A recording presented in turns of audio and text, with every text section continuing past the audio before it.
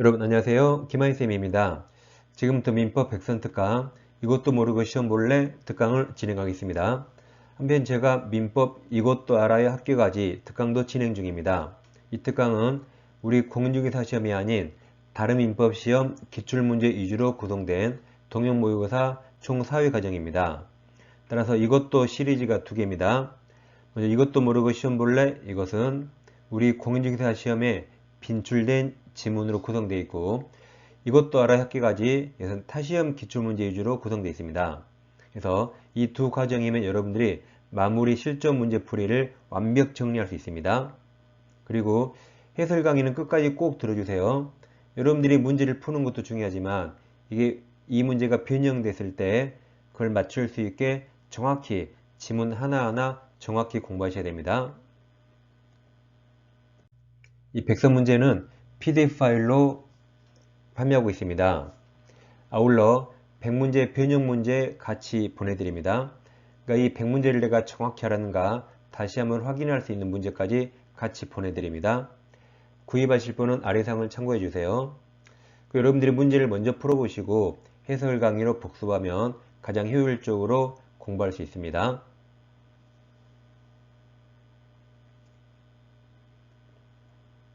자, 그럼 시작하겠습니다. 이제 계약이 묻고 내리는 해마다 시험에 나옵니다. 가백이 X가 있는데 우리 아들이라면 아들에게 대리권 준 바 없어요. 근데 아들이 병을 만나서 갑 이름 현명하고 X를 매매했습니다. 이게 묻건들이죠. 본인과 상대방 간에 원래 무효가 되는데 본인에게 두 가지 권리가 있죠. 추인권과 추인 거절권이 있습니다. 그럼 본인이 추인하면 소고표 있습니까 없습니까? 있죠. 이거 시험에 아주 잘 나오죠. 그래서 매매계약 시 소급하여 효력이 생깁니다.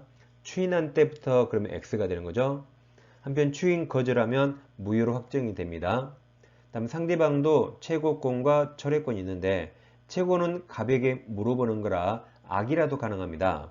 근데 물어봤는데 답이 없네요. 확답을 발신주의 바라지 아니하면 민법의 모든 최고 똑같습니다. 물어봤는데 답이 없죠? 그럼 이대로 있겠다요. 그럼 지금 무효잖아요. 그럼 무효로 보려면 추인으로 보면 안 되죠? 거절로 봐서 무효로 확정이 됩니다. 한편 평은 선인은 처리할 수 있죠? 처리하면 무효로 확정이 됩니다. 그래서 선처리의 어죠? 선처리의 어입니다. 그러면 최고는 악이도 가능하죠? 최악의 선처리, 최악의 선처리 꼭 외우세요. 그래서 이것은 유동적 무효가 이제 본인의 추인 여부나 상대방의 최고, 철회에 따라서 효력이 되는 걸 말합니다. 132조가 가장 어렵고 중요합니다. 다시 갑은 아들 을에게 대리권 준 바 없어요. 근데 을이 병을 만나서 갑 이름 현명하고 매매했습니다. 그런데 이제 본인이 추인할 수 있는데 아들에게 추인했어요. 그 사실을 병한테 알려야겠죠? 병에게 알리지 않아서 병이 추인 사실을 모릅니다. 그럼 갑은 병에게는 내가 추인했다고 대양 주장할 수 없습니다. 그래서 병이 뒤늦게 매매계약을 처리할 수 있어요. 그럼 처리하면 갑은 내가 먼저 추인했는데 라고 병에게는 대항할 수 없기 때문에 이 매매는 철회가 돼서 무효가 됩니다.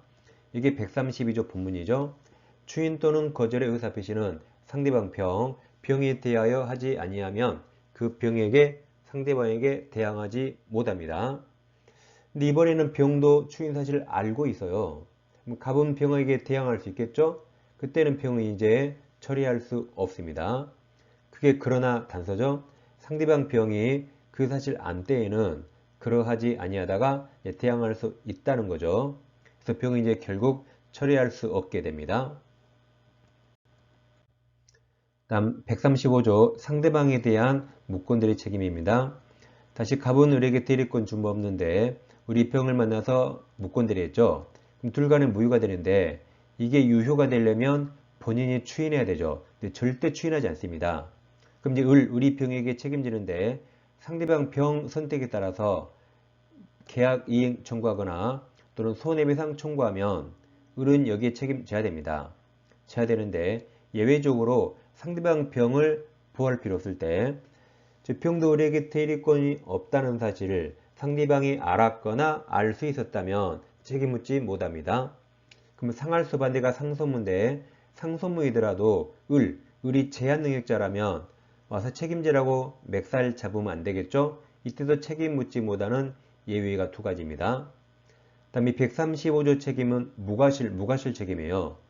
즉 을은 대리권 없죠?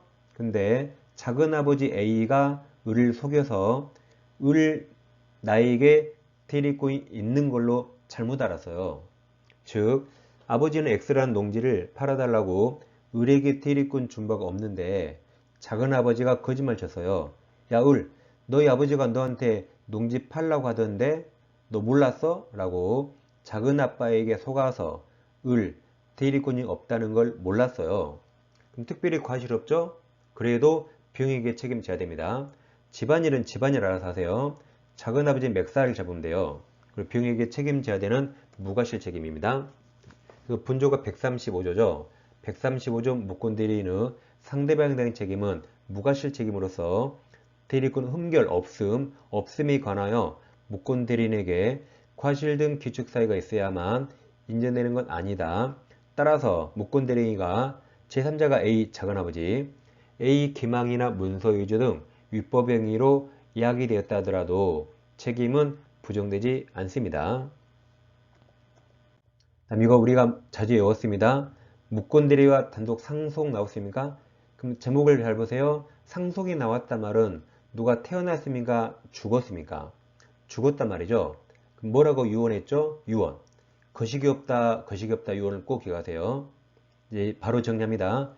그래서 거식이라 추인 거절 못합니다. 그럼 거절하면 무효주장 가능한데 무효주장 안 되죠? 그러니까 등기 말소 청구도 안 되고 부당이득 반환 청구도 안 됩니다. 다 XXX예요.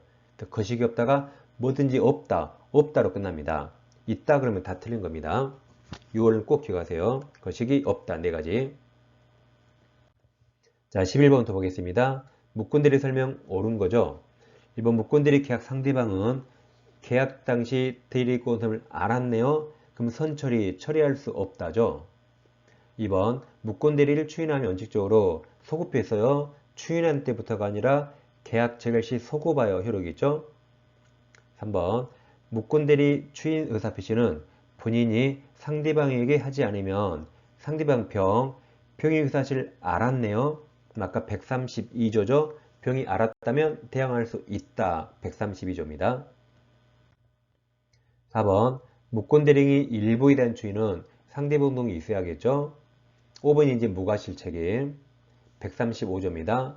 무권대리인이가 무권대리인 과실 없이 제3자가 아까 A 작은아버지, A 기망 등 위법행위로 야기된 경우 특별한 사정이 없는 한 무권대리인은 상대방에게 책임져야 됩니다. 이게 정답입니다. 12번입니다. 자, 대리권 없는 무권대리죠. 그 문제 더 이상 볼 필요 없어요. 그냥 틀린 걸 물어봤죠. 1번 의리값을 단독 상속 나왔죠. 아까 뭐라고 유언했죠? 거식이 없다. 상속한 경우 을은 본인 지위에서 지금 거절 못합니다.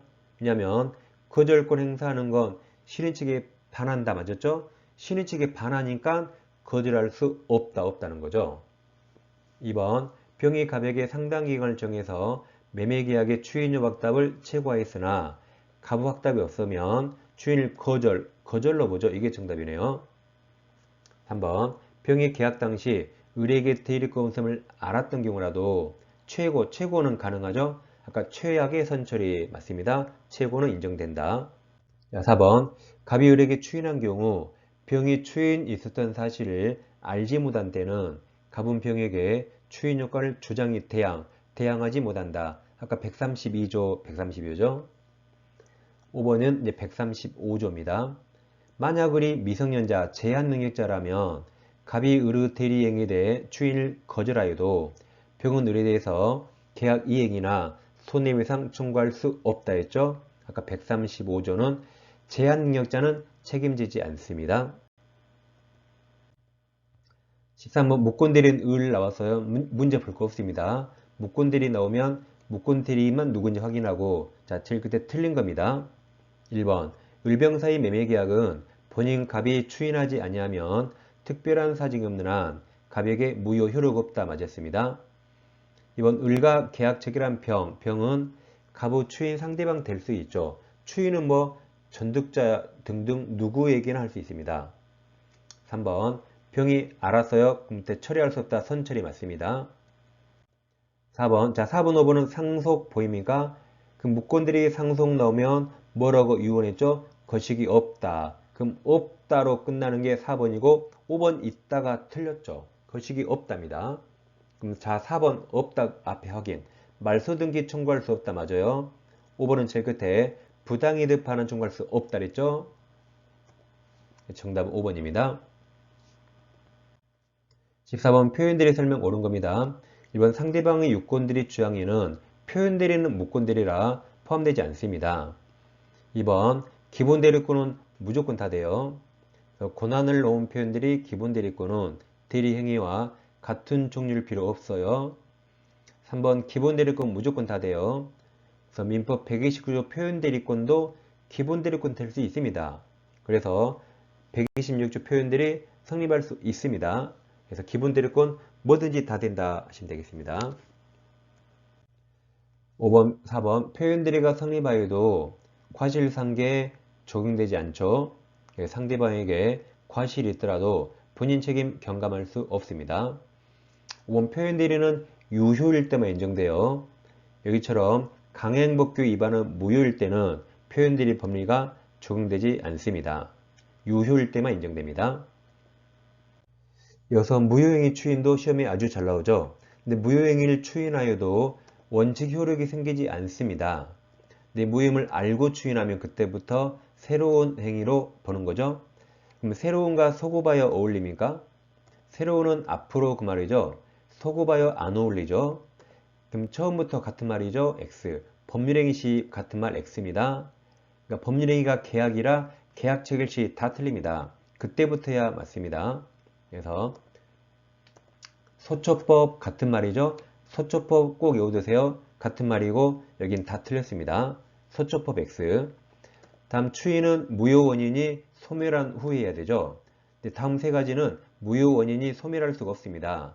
첫째 103조 반사회적 행위, 104조 불공정한 법률행위, 기타 강행법 위반은 무효 원인이 소멸할 수가 없으니까 추인하여도 유효가 되지 않습니다. 그 다음 취소한 법률행위는 소급의 무효가 됩니다.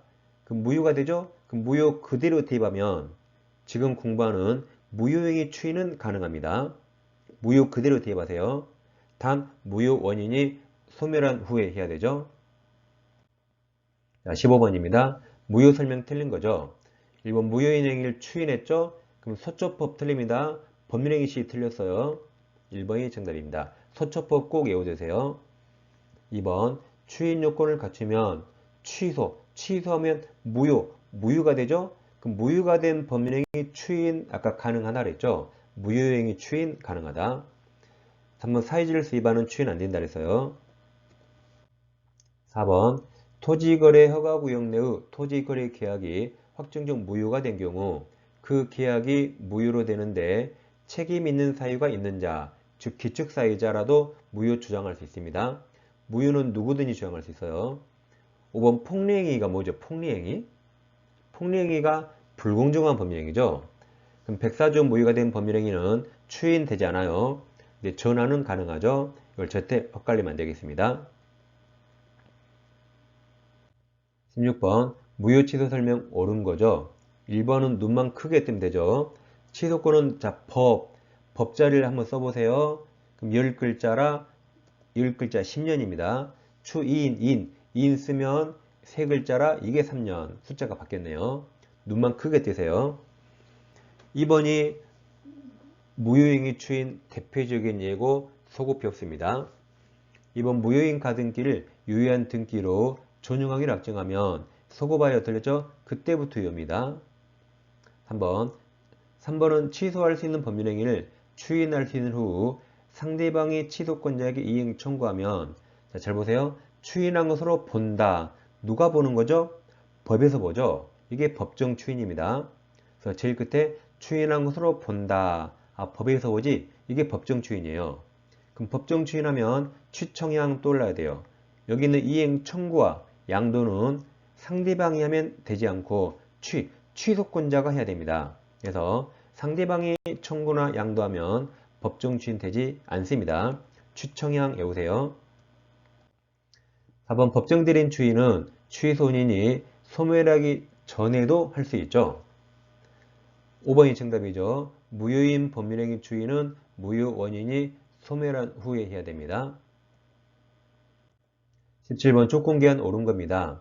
1번 정지 조건 있는 법률행위는 효력이 생기는 거죠. 2번 조건을 붙이는 것이 허용되지 않는 법률행위에 조건을 붙인 경우 다른 정함이 없으면 그 조건만 분리하여 무효로 할 수 없습니다. 법률행위 전체가 무효가 되죠. 3번은 조건부, 기한부 똑같아요. 3번 기한도리가 미정한 권리 의무는 일반 규정에 의하여 처분, 보존, 상속, 담보 다 할 수 있습니다. 조건도 좀 이따 똑같아요. 4번 조건이 법률행위 당시 이미 성취금 플러스죠. 플러스 이미 성취한 것인 경우 그 조건이 해지 조건 마이너스 곱한 마이너스라 밑에 무효 맞았습니다. 4번이 정답이고 5번 당사자가 조건 성취 효력을 그 성취 전에 소급하게 할 의사를 표시한 때 그 의사에 의한다죠. 그래서 조건은 원래 소급이 없는데 예외적으로 당사자 의사에 따라 소급표가 있습니다. 여기 조건이 성취한 때부터란 미래죠. 그러니까 틀렸어요. 그 소급할 의사에 의한다 해서 소급표가 있습니다. 18번 조건부 법률행위 틀린 겁니다. 1번 나왔죠? 조건 성취가 미정인 권리 의무도 처상보담 할 수 있다 해서 맞았습니다. 자, 2번은 아래 내용을 보세요. 가백에 X가 있는데 을과 임대차에 있습니다. 임차인이 보증금 지급하고 직조점이 하는데 자, 기간이 끝났습니다. 근데 갑이 그래요. 제가 다시 제3자에게 임대차에서 제3자에게 받은 보증금을 을에게 반환하기로 약정했습니다. 그럼 제3자에게 임대차한다는 사실 이게 발생할 게 확정적입니까? 불확정합니까? 혹시 평생 임대 안 될 수 있죠? 이렇게 불확정한 사실이 발생할 때를 을에게 보증금 주는 이행기한으로 정했는데 다행히 3자에게 임대차 했습니다. 그럼 그날 기한이 도래하죠?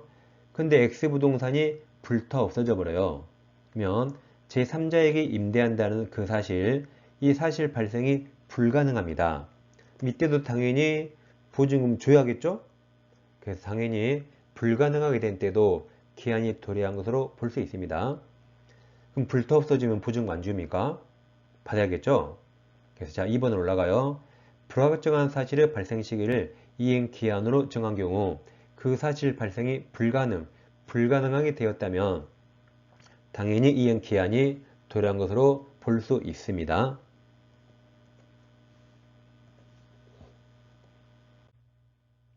자, 3번 해제 조건이 있는 법률행위는 조건이 성취한 때부터 효력을 상실한다면 맞았습니다. 4번 기한이익 상실특약은 정지 조건이 아닌 형성권적이죠. 4번이 정답이죠. 그래서 기한이익 상실특약은 특별한 사정이 없는 한 형성권적으로 추정합니다. 그래서 이건 외우는 게 빨라요. 자, 내가 아는 형, 기한이 형, 성적이 좋아요. 기한이 형이 공부 잘합니다. 그래서 기한이 형 하면 끝납니다. 기한이 형, 성적이 좋아요. 외우면 바로 끝나는 거죠. 5번 정지조건부 법률행위 경우 권리를 취득하려는 자가 조건 성취에 대한 증명책임을 부담하죠.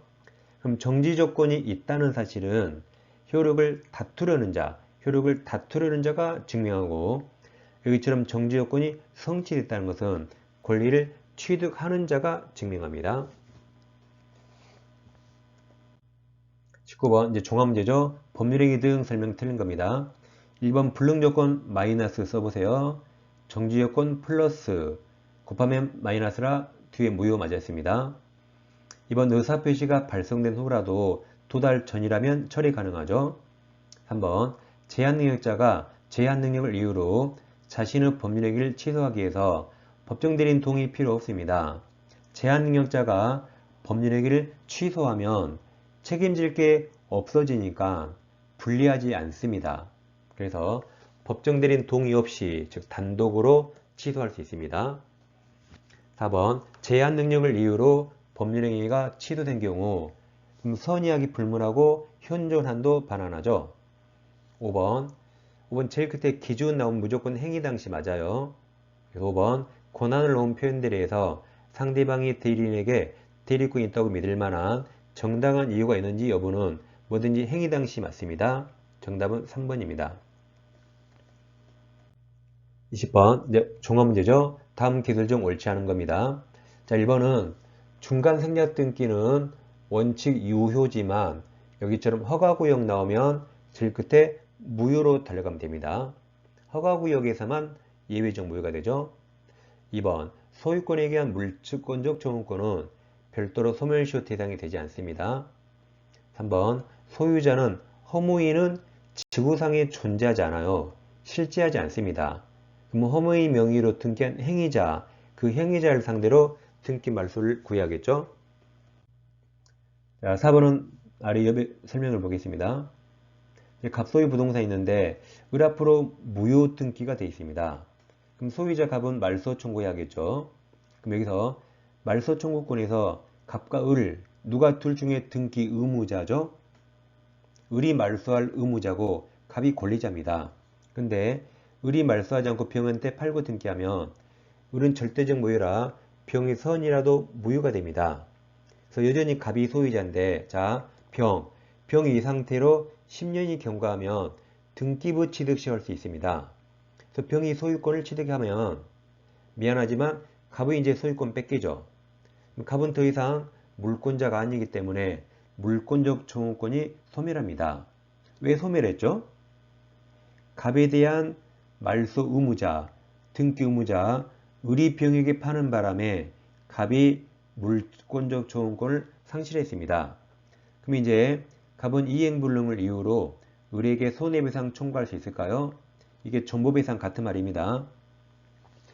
자, 근데 우리 법원은 갑이 을에게 채무불이행으로 손해배상을 청구하려면 갑과 을 간에 뭔가 유효한 법률관계가 있어야 됩니다. 근데 갑과 을은 무효등기 말소 청구가 소멸했으니까 더 이상 유효한 법률관계가 없기 때문에 손해배상 청구할 수 없다 그랬습니다.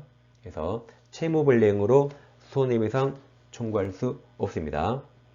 이게 전원합의체 판례고 우리 시험에 한번 나왔습니다. 전원합의체라 계속 나올 수가 있어요. 그럼 4번 지문 소유자 갑이 말소등기 의무자가 을에 의해 소유권을 상실했죠. 왜 상실했어요? 병에게 팔아서 병이 취득시 완성했습니다. 네, 상실하여 소유권에 의한 등기 말소를 구할 수 없는 경우 그 의무자 을에게 이행불능에 의한 존보배상 청구권을 행사할 수 없다 해서 맞았습니다. 5번 권리자가 무권리자 처분행위를 추인하면 이렇게 무권리자 처분행위 무효죠?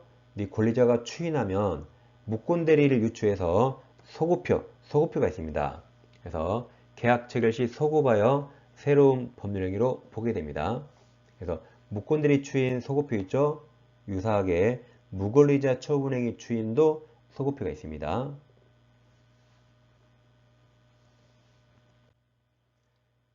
자, 민법 타시험 동용 문제 이것도 알아야 합격하지 특강은 왼쪽 영상을 클릭하시면 바로 연결됩니다. 그리고 민법 동용 모의고사 8회 과정이 이미 끝났습니다. 이 전 과정을 공부하시려면 오른쪽 영상을 클릭하시면 전 과정을 공부할 수 있습니다. 자, 다음 시간에 찾아뵙겠습니다. 감사합니다.